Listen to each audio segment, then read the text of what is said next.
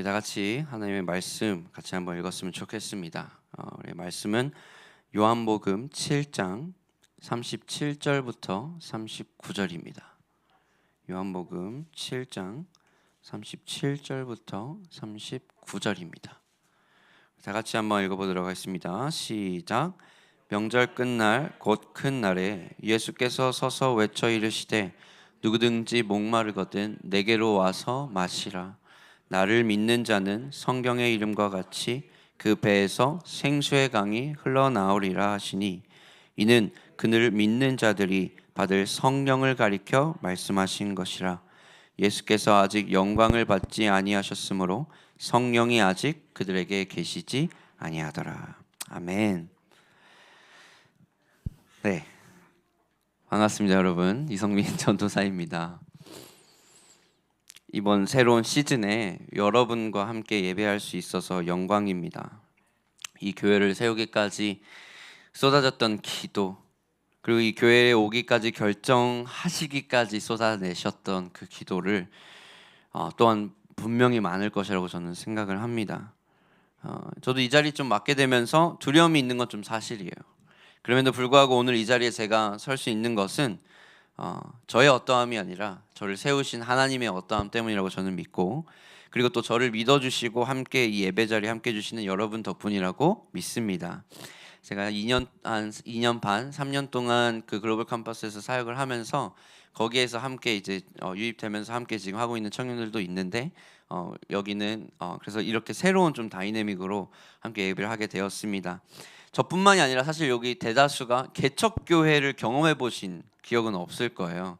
그러니까 개척교회라고 말하면 단순히 인원이 적은 교회가 아니라 아예 새롭게 시작하는 교회를 함께 경험해 본 적이 사실은 없을 거 아니에요. 저도 마찬가지입니다. 그러니까 아름다운 꿈의 교회에서 커왔던 저나 이곳에서 신앙생활했던 우리 아름다운 꿈의 교회에서 신앙생활 했거나 각자의 예배 자리에서 신앙생활 했던 사람은 좀 어색할 것 같은데, 정말 이것이 어색하고 적응도 쉽지 않을 겁니다.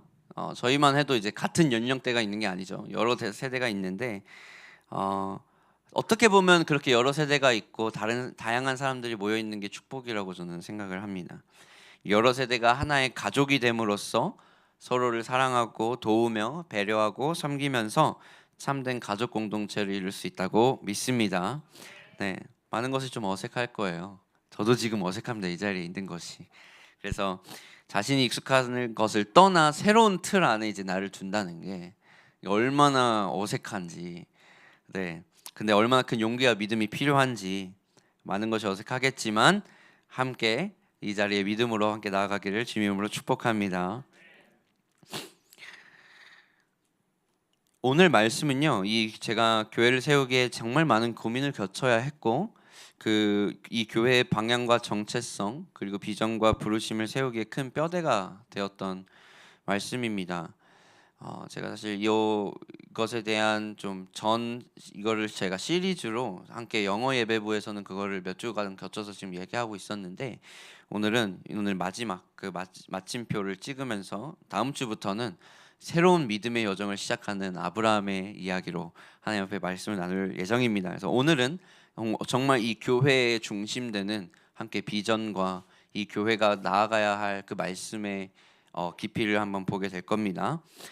요한복음 7장에서 우리가 함께 보았던 이 37절에는 명절 끝날 곧 큰 날이라고 시작을 합니다. 명절 끝날 곧 큰 날.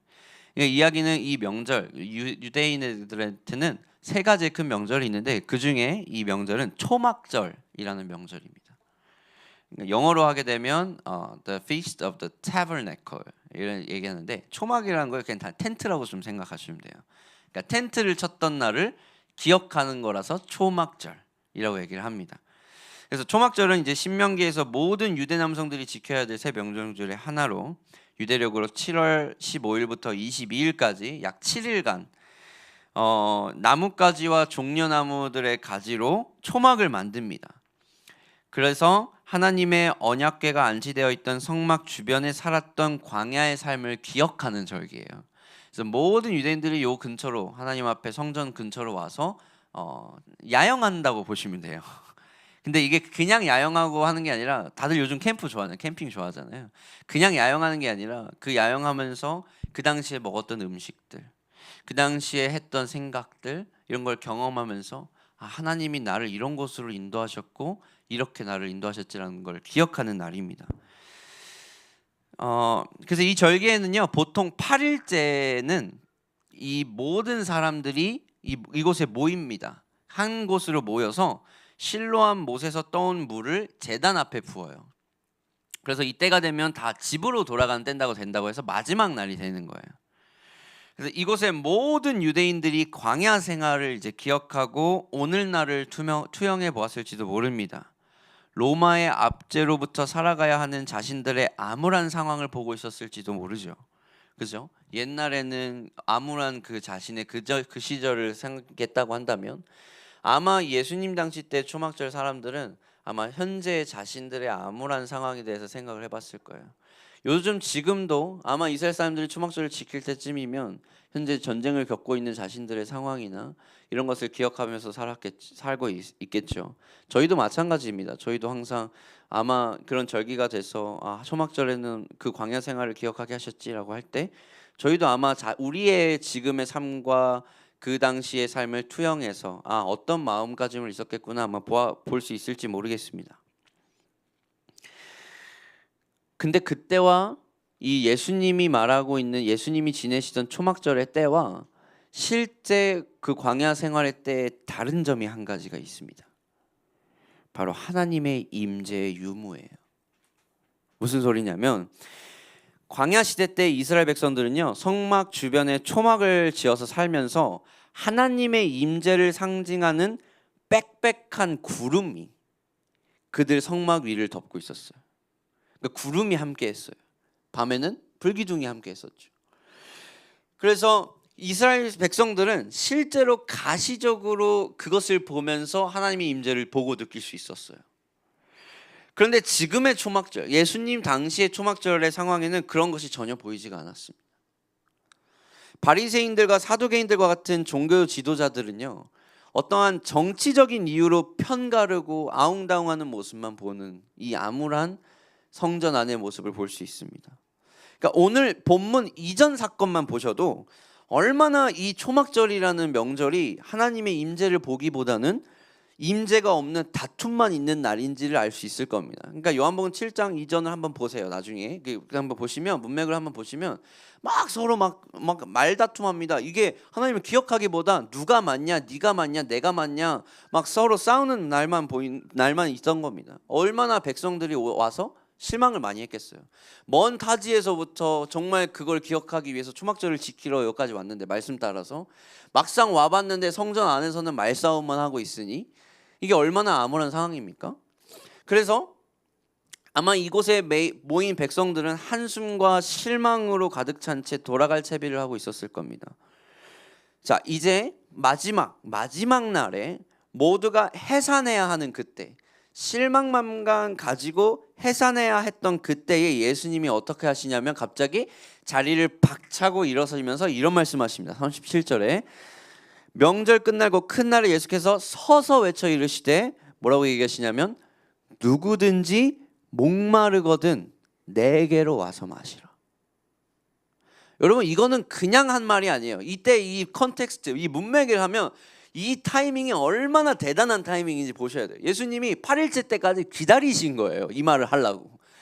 이 전까지 막 기다리시면서 얼마나 말싸움을 막 하면서 막 어머나 암울해요. 막 예수님한테 막 트집 잡는 바리새인들과 사두개인 막 서로 이렇게 언쟁을 하다가 마지막 날에 예수님께서 참다가 이제 사람들이 이제 돌아갈 날, 명절 끝날 곧 큰 날에 돌아가야 하는 그날에 예수님께서 갑자기 자리를 박차고 탁 서서 이러면서 누구든지 목마르거든 내게로 와서 마시라. 너희가 가지고 있는 아직 그 해소되지 않는 네 안에 있는 그 갈망, 그 갈급함 내가 해소해 줄게. 완전 판을 뒤집으신 거예요. 이 희망의 메시지가 백성들한테는 얼마나 큰 충격으로 다가왔을까요? 더 이상 나는 모르겠다 하고 아마 그 희망을 두지 않고 포기하는 사람들도 있을 겁니다. 아, 로마의 압제는 영원히 벗어날 수 없겠구나. 지금 보니까 심지어 헤롯 땅 이런 사람들은 성전 안에 있는 대제사장들은 오히려 누구 편입니까? 로마 편이에요. 왜냐하면 헤롯이 세운 자들이 대제사장이었거든요. 그 당시 그 성전 안에. 그러니까 결국에 이거는 결국 방법이 없구나. 아마 자포자기했었던 그 상황 가운데 예수님께서 박차고 일어나시면서 이렇게 얘기하시는 거죠. 이 말 하나가 실망으로 돌아가는 자들에게 다시 희망의 끈을 놓지 않을 수 있도록 다시 일어설 수 있는 힘이 되었을 겁니다. 여러분, 어쩌면 이 시대의 사람들도 교회 안에 찾아오는 이유가 자신 안에 있는 그 어떠한 갈망과 그 영적인 갈증의 해소를 위해서 찾아오는 사람들일지 모릅니다. 내 안에 있는 나도 모르는 내 영적 갈급함에 대한 해소를 찾고자 이스라엘 사람들이 찾은 그 성전처럼 이 시대 교회를 찾아오고 있을지 모릅니다. 그 교회에서는요, 그렇게 영적 갈급함을 찾아왔는데 어쩌면 이날의 교회들은 서로 간의 삿대질과 얼굴 붉히는 상황, 정치적인 이야기, 누구 편이네, 남 편이네, 쟤네 편이네 하는 편가르기를 보면서 그저 실망감만 찾아 다시 떠나는 사람들이 있을지도 모릅니다.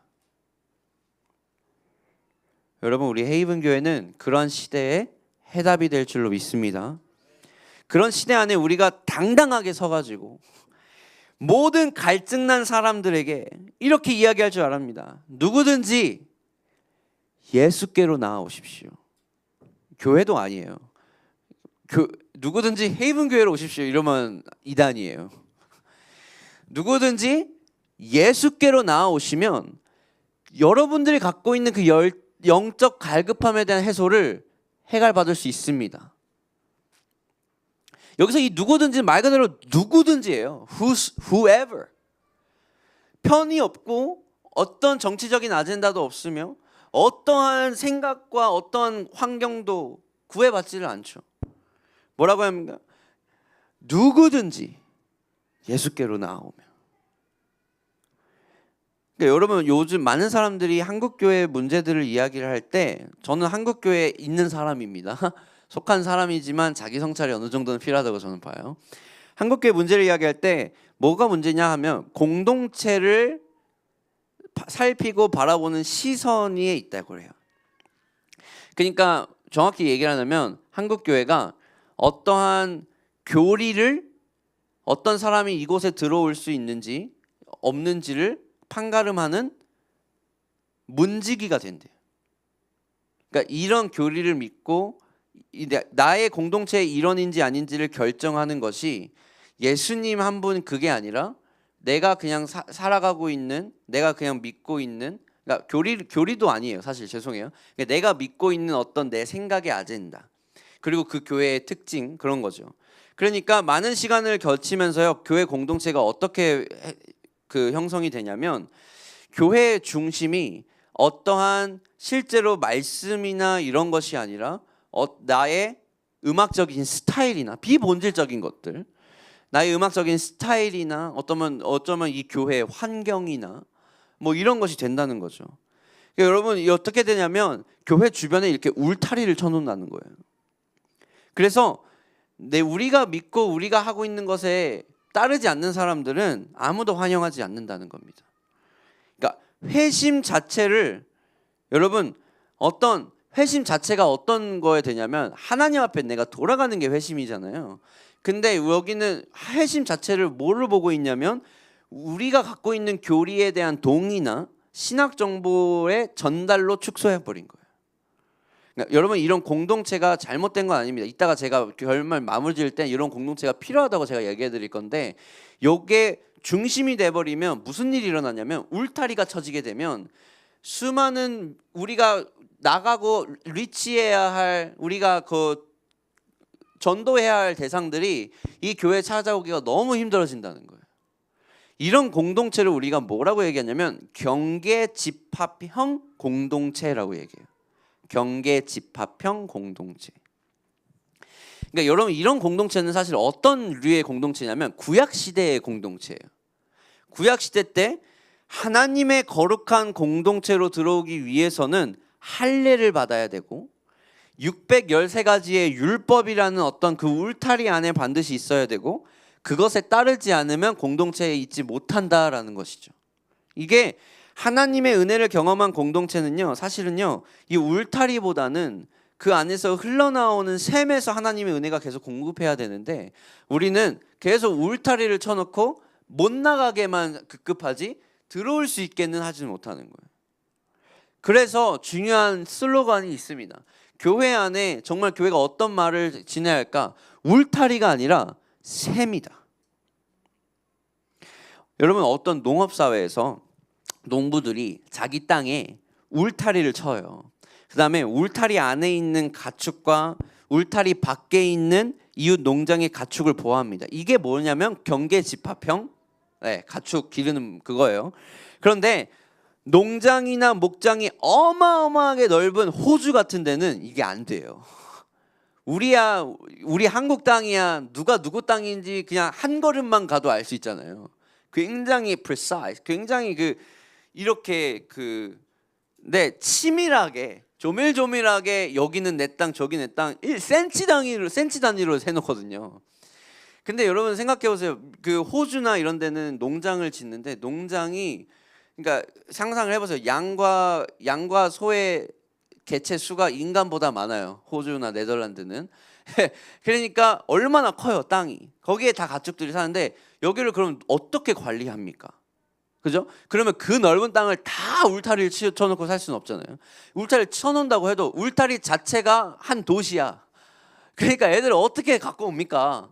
그러니까 어떻게 하냐면 이들을 모으려면 재산을 이렇게 울타리로 보호하기는 힘듭니다. 그러니까 넘어가면 어느 순간 다 남의 소가 될 수도 있고, 그렇죠?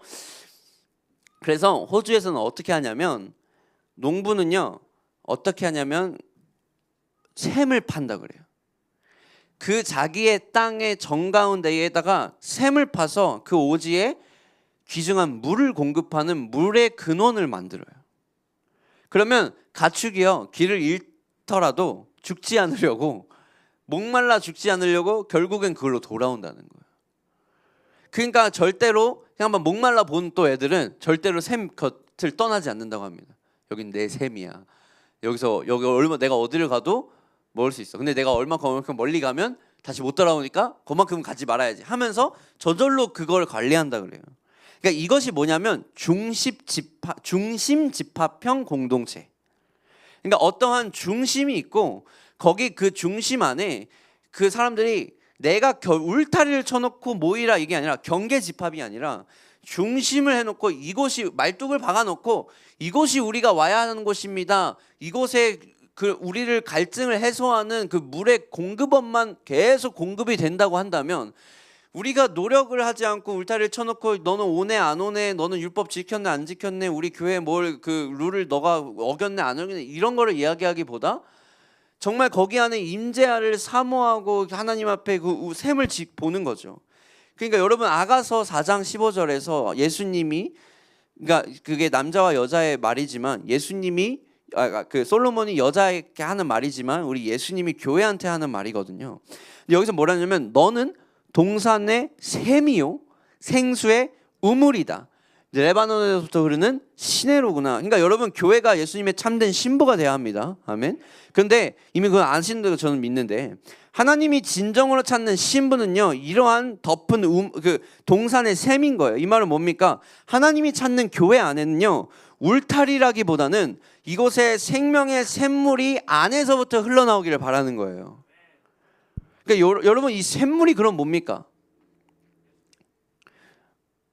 요한계시록에 설교를 스포하시면 안 돼요. 요한계시록에 마지막 장에 이 샘물의 근원지를 알 수 있는 구절이 나옵니다. 요한계시록 22장 1절 2절 같이 한번 읽어봅시다. 시작. 요한계시록 22장 없나요 혹시? 네, 제가 아마 안 했나 봐요. 죄송합니다. 제가 읽어볼게요. 요한계시록 22장에 이렇게 나옵니다. 또 그가 수정같이 맑은 생명수의 강을 내게 보이니 하나님과 및 어린 양의 보좌로부터 나와서 길 가운데로 흐르더라. 강 좌우에 생명나무가 있어 12가지 열매를 맺되 달마다 그 열매를 맺고 그 나무 잎사귀들은 만국을 치료하기 위하여 있더라. 여러분, 이 생명수의 강이 뭐예요? 생수의 강이에요. 그러니까 이미 예수님은 이 생수의 강을 요한복음 4장을 통해서 내게로 흘러나오는 강을 맛본 자는 영원히 목마르지 않을 것이다 얘기하셨거든요. 요한복음 4장 14절에 내가 주는 물을 마시는 자는 영원히 목마르지 아니하나니 내가 주는 물은 그곳에서 영생하도록 솟아나는 샘물이다. 그러니까 공급원이 계속 흘러나온다는 거야, 안에서부터. 그러니까 그 비밀의 방법이 요한계시록 22장에 아까 얘기 나온 거죠. 그 생명수의 강이 보좌에서부터 나와요. 이 보좌에서부터, 어린 양의 보좌에서부터 나오는데 닿는 곳마다 살아나는 걸 보는 거예요. 그러니까 이 요한계시록 22장과 요한복음 4장은 결국 같은 사람을 지금 보고 있는 거죠. 그래서 이 보좌가 임하는 곳이 바로 동산의 샘인 줄로 믿습니다. 여러분, 그러면 교회가 울타리를 쳐놓은 게 미션이 아닌 거예요. 무엇을 보고 기도해야 되고 무엇을 보고 바라야 되느냐면 하나님의 보좌가 이곳 가운데 임하길 기도해야 된다는 거예요. 무슨 소리냐? 여러분, 보좌는요, 천국에 있어서 예수님이 보좌에 앉으시는 게 아니에요. 무슨 소리인지 아세요?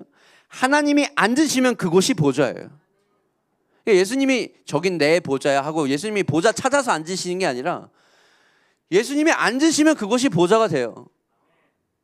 그러니까 우리가 바라봐야 되는 거는 예수님이 이 땅 가운데, 이 인천 땅 가운데, 이 송도 땅 가운데, 이 헤이븐교회 가운데에 앉으시기를 기도해야 된다는 거예요.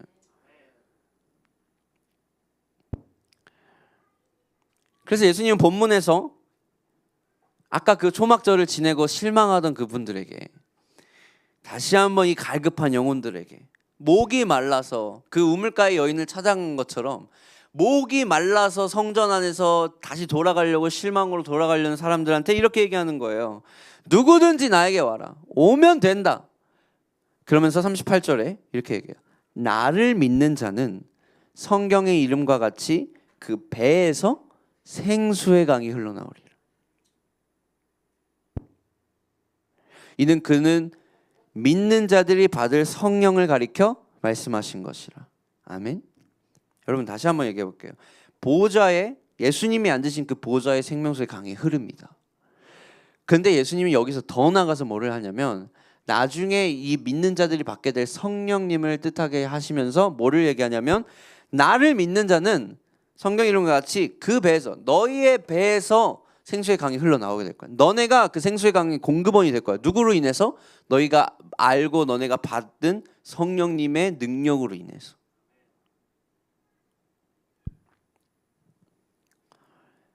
교회 안에 샘이 있으면 저절로 물을 찾는 자들이 모이게 되어 있습니다.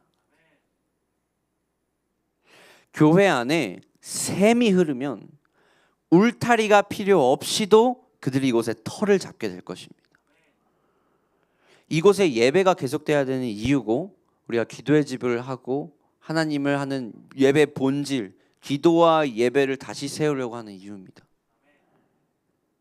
이것이 중심 집합형 공동체이며 아마 초대교회의 공동체의 모습이 이 중심 집합형 공동체였어요.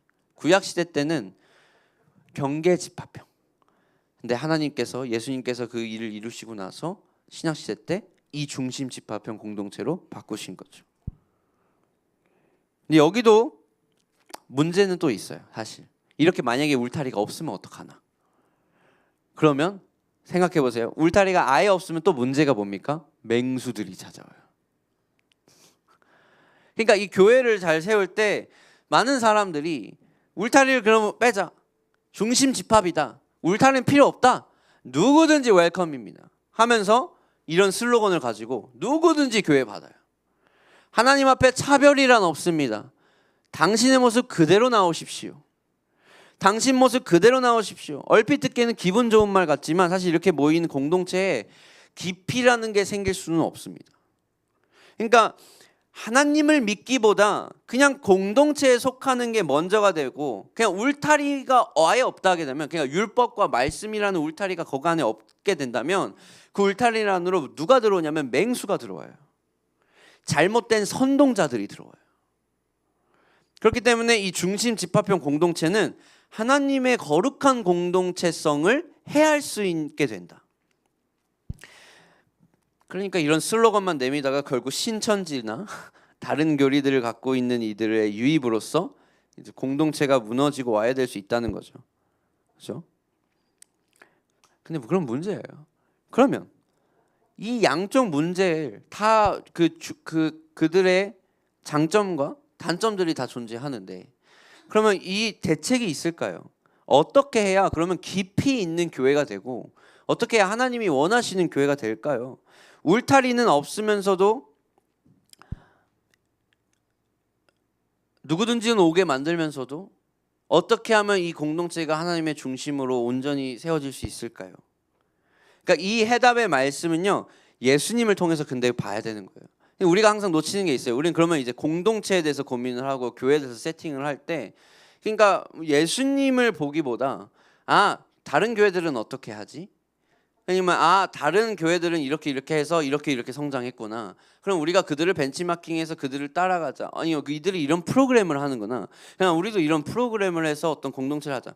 이들을 우리가 모토로 삼아서 그냥 이대로 그냥 따라하게 되면 어떻게 될 것이다. 뭐 이런 식으로 우리가 보게 되는데 결국 우리가 사실 가장 중요하게 봐야 될 거는 예수님이 그 공동체를 어떻게 바라보셨는가예요.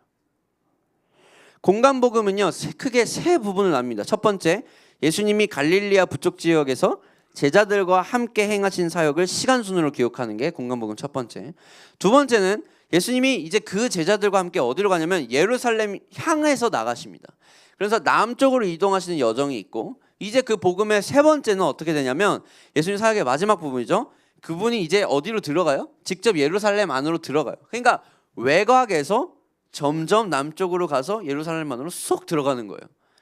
그리고 거기 안에서 예루살렘에서 죽음과 부활로 이어지는 어떤 행동을 하셨는지 보여주는 부분이 세 가지입니다. 그러니까 공간 복음을 그냥 크게 바라보면 예수님이 멀리에 있다가 점점 가운데로 들어오시는 걸 볼 수가 있어요. 자, 첫째 부분에서 예수님은 자신의 누군지 제자들이 정확히 알도록 훈련하십니다. 그러니까 자신의 가르침과 이적과 행동과 사역으로 예수님은 자신이 누구냐는 제자들의 질문에 답해요. 내가 누구냐? 그러니까 이런 이적들은 예수님을 보게 하는 데 목적이 있습니다. 예수님이 이적을 하신 이유는 정말 그들을 위해서도 있지만 예수님에게 시선을 돌리게 하는 거예요.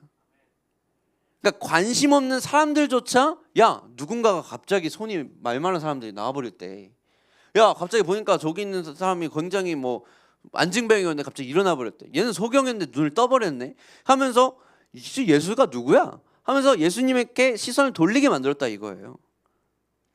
그래서 복음서에서 이 첫 번째 부분에서 예수님이 메시아라는 사실, 하나님이 기름 부어 세우신 왕이라는 사실과 온 세상을 구원할 왕이라는 사실을 계속 이렇게 알리는 거예요. 근데 이 단락에서 중요한 게 있습니다. 예수님이 세리와 죄인들에게 둘러싸여요. 그러니까 둘러싸인다는 게 그들이 찾아온 게 아니라 예수님이 오히려 그들 안에 들어갔어요. 이들이 누구가 돼요? 예수님이 세우신 제자 공동체의 일원이 돼요. 예수님이 공동체의 일원이 되기에는 아무런 조건이 세워주지 않습니다. 누구든지 내게로 와서 마시라. 그런데요, 자, 첫 번째 파트에서는 그렇게 하셨는데 두 번째에서 복음서에서 예수님이 누군지에게 확인한 다음에는 예수님이 비로소 제자들한테 이렇게 얘기해요. 자, 그 전에는 나를 따르라 좋은 말 해줘요. 나는 너희를 구원할 예루살렘 유대의 왕이다. 내가 참으로 메시아다. 얼마나 사람들이 막 따라와요, 그죠? 나도 같아도 따라오겠어요, 예수님이 그렇게 말하시면. 근데 제자들한테 이제 딱 두 번째 단락. 제자라는 이런 공동체를 세우시고 나서는 어떻게 얘기하시냐면 너네 생각해봐. 예루살렘에 가면 배척당할 거야. 나 고통당하면 죽을 거야. 라고 얘기를 하세요, 갑자기. 좋은 말만 해서 따라왔는데. 그죠? 좀 억울해. 그렇게 생각하면. 그러니까 또 얘기하신 게 뭐라고요? 나를 따르려거든 십자가를 지라. 십자가가 뭐예요? 아니 이때는 예수님이 십자가가 돌아가셔서 다시 살아나는 이런 게 없는 개념이에요. 그 당시에 십자가는 그냥 뭐예요? 형벌이에요. 형벌의 도구예요. 죽으란 소리죠. 근데 예수님이 처음에는 누구든지 나에게 와서 마시라. 나애가 유다의 왕이고 내가 너네를 살릴 사람이다 하고 이제 제자들 딱 세우시고 나서 그 제자들한테는 뭐라고 하시냐면 나를 따르려고는 십자가를 지고 따라와라.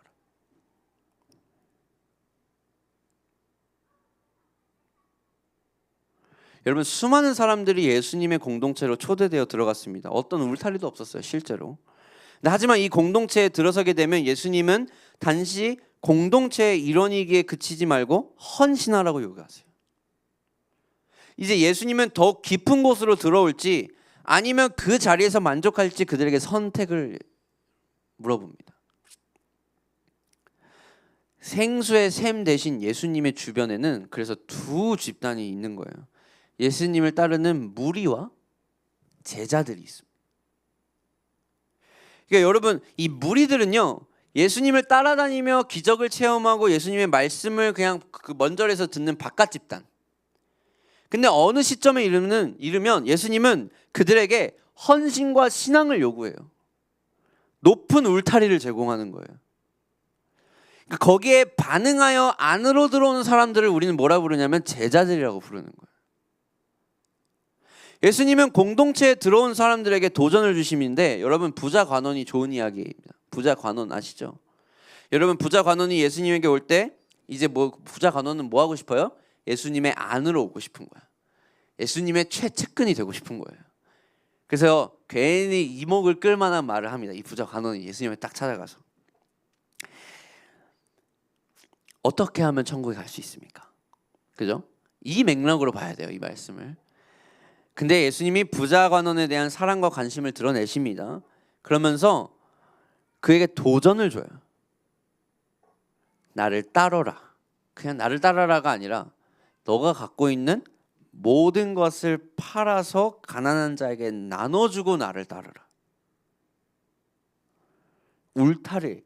굉장히 이 사람의 삶에서 높은 울타리를 제공해줘요. 그러니까 이 부자 관원이 사실은 이제 어떻게 깨닫냐면 내가 갖고 있는 이것을 포기하고서라도 따를 만한 사람은 나는 아직 아니다. 나는 그 무리구나. 그제서야 깨닫는 거예요. 어떤 사람이 무리냐 제자냐를 알 수 있으려면 예수님 따르는 무리냐 제자냐를 알 수 있으려면 그 사람이 제자가 되기 위해 얼마나 많은 희생을 하려고 하는지를 봐야 됩니다. 그래서 더욱더 깊은 공동체는 헌신이 요구돼요. 그러니까 이 헌신이 이들에게 요구될 때 자신의 위치를 깨닫게 해주는 것이 울타리예요. 그러니까 울타리는 이럴 때 중요한 거예요. 울타리가 가장 밖에 있는 거 아니에요. 울타리는 가장 밖에 있는 게 아니라 중간에 있는 거예요.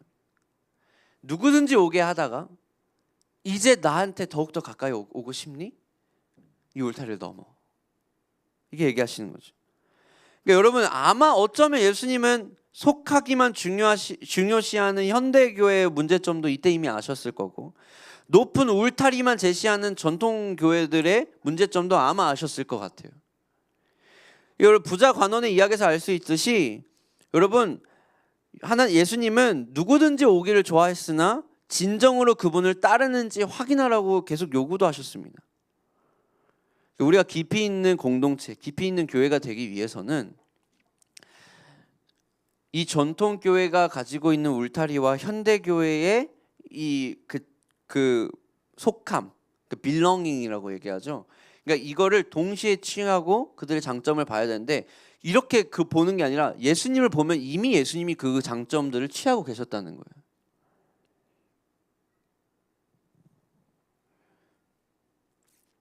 속하기 중요하죠.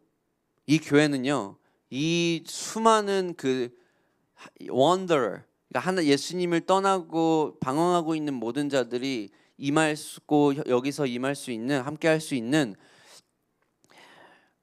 헤이븐, 피난처가 되고 싶습니다.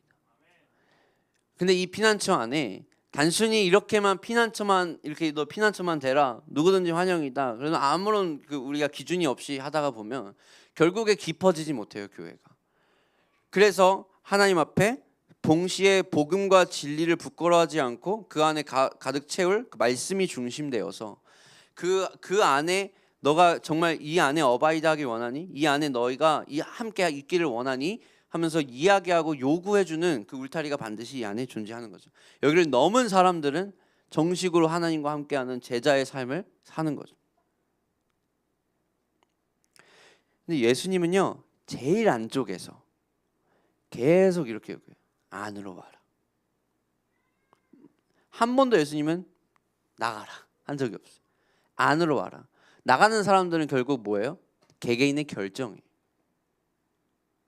우리가 저도 고민을 합니다. 교회를 세울 때 그러면 이렇게 하면 상처가 있고 또 이런 부분은 아니면 우리 교회의 어떤 비전과 맞지 않는 어떤 그 방향을 가지고 우리 교회 찾아오시면 어떡하지?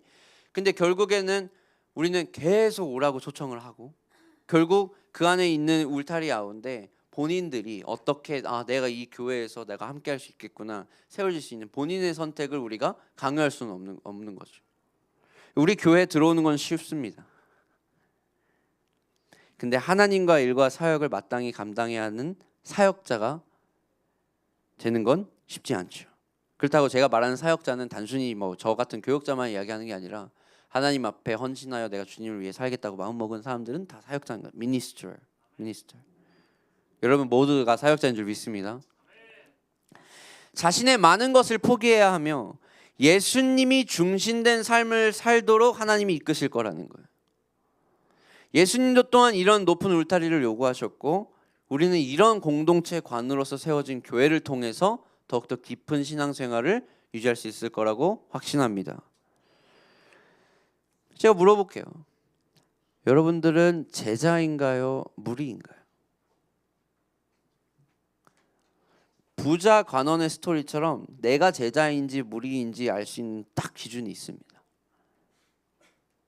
내가 현재 이 세상에서 즐겨 보고 있는 어떤 그것, 내가 이 세상에서 누리고 싶은 어떤 그것, 내가 이 세상에서 향하고 싶은 어떤 그 일, 내가 이루어서 결국에 되고 싶은 어떤 그 커리어, 그런 것들이 중심이 되어서 내 삶을 이끄는 게 아니라 예수님이 중심이 되어서 내가 그것을 통해 이끌림을 받는지 안 받는지를 보는 거예요. 부자 관원은 정반대였죠. 내가 갖고 있는 커리어와 내가 갖고 있는 것을 다 가난한 사람한테 주는 것은 어렵지 않았을 거예요. 부자들한테는. 근데 그 가난한 것을 팔아서 다시 너를 일을 하면 돈을 버는데 다시 돈을 못 번대. 나를 따라야 되거든. 내가 하던 일을 못 해요. 그런데도 넌 나를 따라올 수 있겠니? 그 중심이 세워졌을 때 너는 나와 함께하는 제자가 될 수 있어. 이렇게 얘기를 하는 거예요. 우리도 한번 물어봅시다. 제가 볼 때는 우리 여기 계신 분들은 단 한 명도 그걸 통해서 저는 분명 100% 제자라고 믿습니다. 왜냐하면 웬만한 무리적인 마인드로는 여기 못 와요. 저는 그래서 제가 할 때 강요를 요구하지 않아요. 전 누구한테도 너 올래라고 살짝 언지시한 적은 있겠지만 오십시오 하고 강조를 하지 않아요. 왜냐하면 이거는 제가 부르는 게 아니라 하나님이 부르시는 거라는 확신이 있고 제가 어떤 인간적인 관계로 사람이 이곳에 오게 되면 분명히 인간적인 관계로 떠나게 돼 있거든요. 그래서 저는 항상 맡긴 게 기도했습니다. 하나님 보내주실 자를 보내주시고 하나님께서 섬기게 하실 자를 섬기게 하여 주십시오. 보내주시옵소서 이렇게 기도했는데 이렇게 멋진 여러분들이 여기 이 자리에 있는 겁니다. 여러분 제자들은 세상의 것은 다 두고 따르기로 한 사람들이에요. 내가 하던 나무배 다 팔고 내가 잘 잡던 고기의 그 모든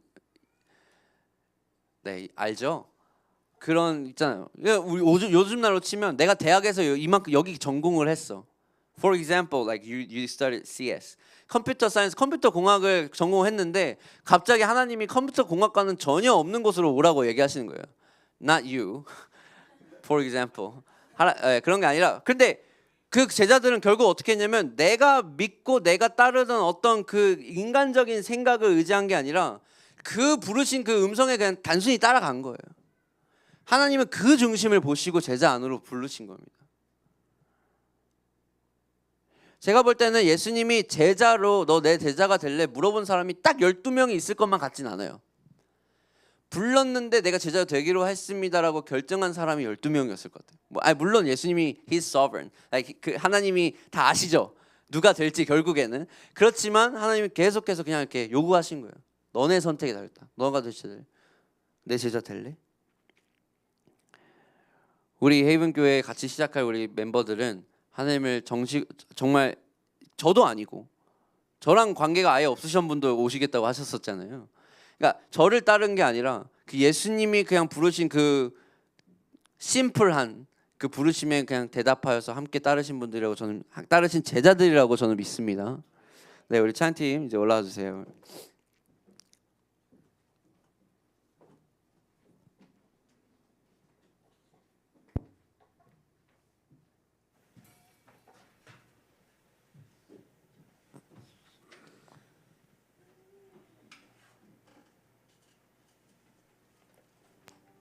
여러분, 샘이 없는 곳은 그 안에 있는 아무리 울타리를 잘 쳐놔도 그 안에 있는 모든 양들을 목말라 죽게 할 겁니다. 그래서 오늘 메시지의 가장 중요한 것은 이것이 샘이냐 아니냐예요. 그 생수의 강이 있느냐 아니냐, 예수님이 이 보좌에 앉으셨느냐 아니냐인 겁니다. 그 성령님이 우리 안에 거하시냐 아니냐는 겁니다.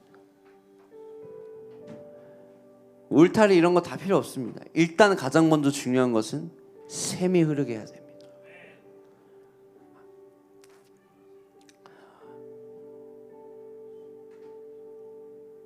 참된 샘물 되신 그 예수님을 찾는 그런 시간 되기를 원합니다.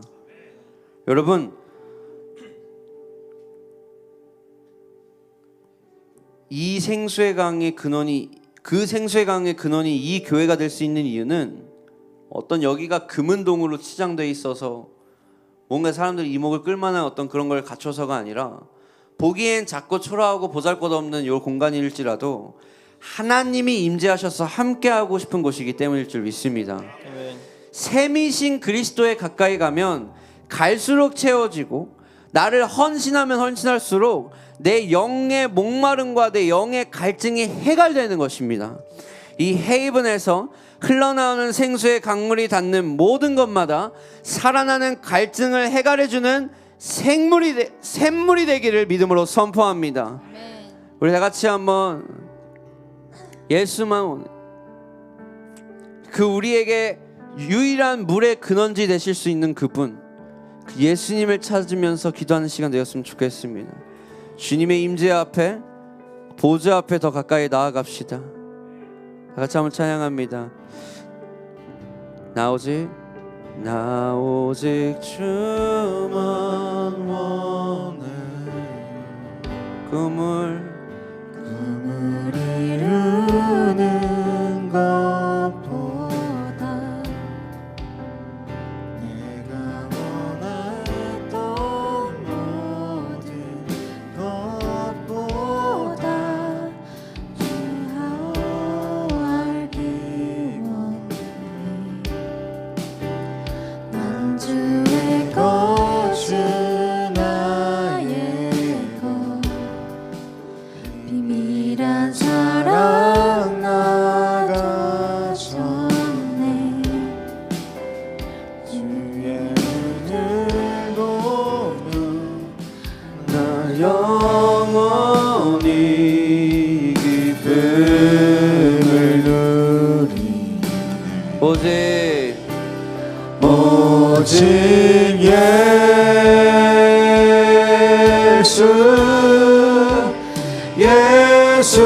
예수를 원해요. 모든 걸 잃어도 예수만 원해요. 오직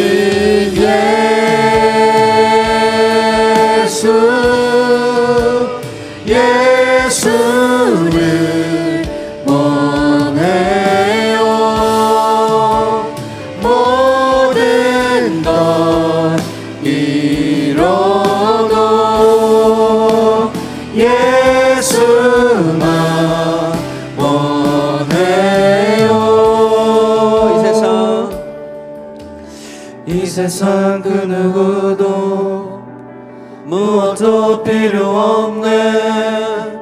예수를 원해.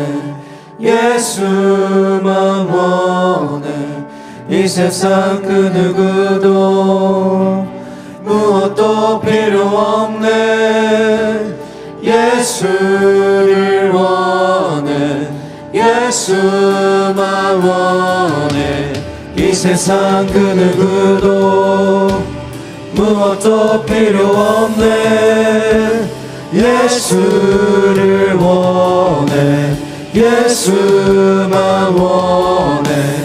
이 세상 그 누구도 무엇도 필요 없네. 예수를 원해. 예수만 예수만 원해. 예수만 원해. 예수만 원해. 예수만 원해. 예수만 원해. 예수만 원해. 한 번 더 say합니다. 예수만 원해. 누구든지 목마르거든 내게로 와서 마시라. 나를 믿는 자는 성경의 이름과 같이 그 배에서 생수의 강이 흘러나오리라. 주님, 우리가 기도합니다. 주여, 이 공간에 앉아서 보좌 삼아 주시옵소서. 생수의 강이 흘러나올 것을 선포합니다. 다 같이 한번 주여 한번 외치며 예수님이 임하기를 기도합시다. 주여.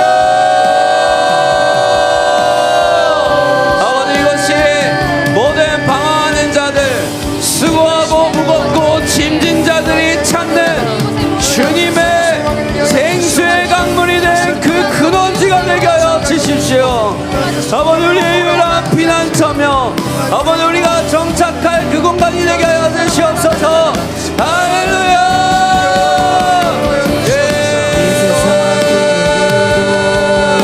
아버지, 우리 예배 가운데 임재하십시오. 우리 예배 온전한 주인이 되시고 아버지, 우리 예배의 유일한 분, 우리가 봐야 될 그분이 되게 하여 주시옵소서.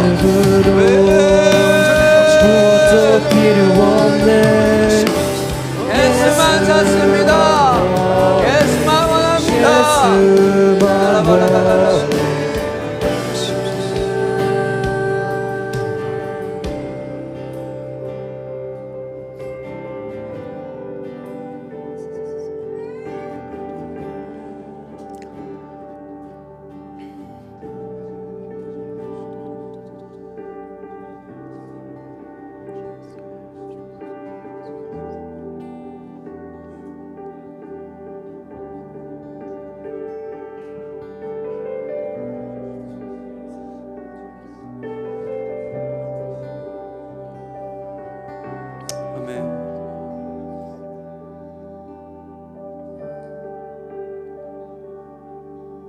주님, 주님의 생각이 우리의 생각보다 높고 주님의 계획이 우리의 계획보다 더 높고 뛰어남을 믿음으로 고백합니다.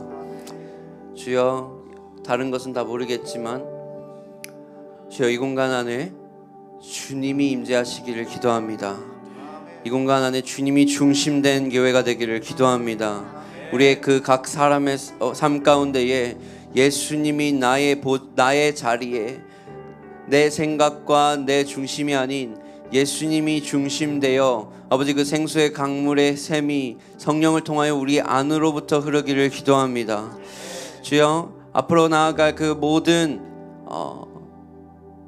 함께 성장할, 함께 나아갈 이 모든 성도님들을 주님께서 특별히 주의 은총을 더하여 주시옵소서. 이들 가운데에 더욱더 깊은 곳으로 부르시는 그 예수님의 부르심에 예스 하고 따라갈 수 있는 커다란 믿음을 허락하여 주시옵소서. 주님의 특별한 제자들입니다. 주여, 이 제자들을 하나님의 영광과 주님의 존귀한 뜻을 위하여 온전히 사용하여 주시옵소서. 각 주마다 살아가는 그 하루하루마다, 각 일터마다 매일매일 영적 전쟁터에서 아버지 온전히 주님의 힘으로 승리할 수 있게 하여 주시고 아버지 그 영적 전쟁터에서 승리하여 이김이 오히려 그들을 주님께로 이끄는 아버지 오히려 우리 주변 사람들을 주님께로 이끄는 커다란 아버지 전환점이 되게 하여 주십시오. 우리 자체가 그 생모의 근원이 되어서 우리 주변에 이야기하고 우리 주변을 만나는 모든 사람들이 그 자신도 모르는 그 영적 갈급함과 그 영적 갈증을 해결할 수 있게 하여 주시옵소서. 닿는 곳마다 되살아난다 하셨습니다. 주님, 우리의 인생 가운데 우리가 말하는 곳, 닿는 곳, 아버지 걸어가는 곳, 일하는 곳, 공부하는 곳, 모든 곳이 우리를 통하여 되살아나는 역사를 보게 하여 주시옵소서. 성령님 함께 하실 줄 믿사오며 이 모든 말씀 예수님의 이름으로 기도드렸습니다. 아멘. 우리 주기도문으로 함께 예배를 마치도록 하겠습니다.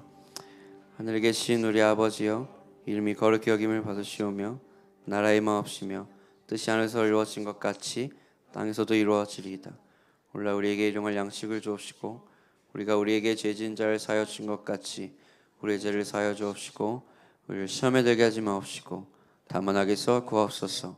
나라와 권세와 영광이 아버지께 영원히 있사옵나이다. 아멘. 하나님께 영광의 박수 올려드립시다.